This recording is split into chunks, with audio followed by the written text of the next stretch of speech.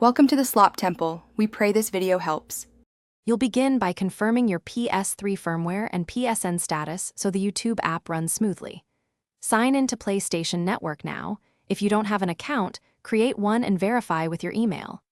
Once done, connect the console to your router.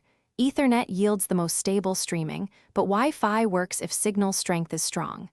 Make sure NAT allows streaming. Tight restrictions can block playback. These steps remove common roadblocks and get you ready to install or launch the YouTube app immediately.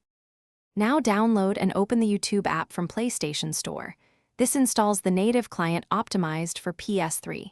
You'll be prompted to sign in, pick the device link method for convenience, or enter Google credentials directly. Once signed in, navigate settings to set streaming quality and caption preferences. Lower quality reduces buffering if your bandwidth is limited. Make sure audio output matches your setup so sound routes correctly. These configuration choices control playback stability and accessibility. You can now browse, search, and play videos using the controller or cast from your phone by pairing devices. Ensure both are on the same network. For playlists and subscriptions, use the Library tab and manage playback with on-screen controls.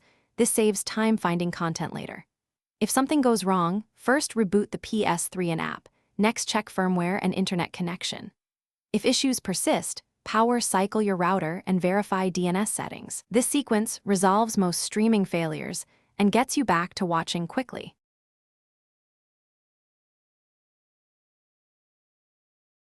Thanks for watching. Consider subscribing if we helped you.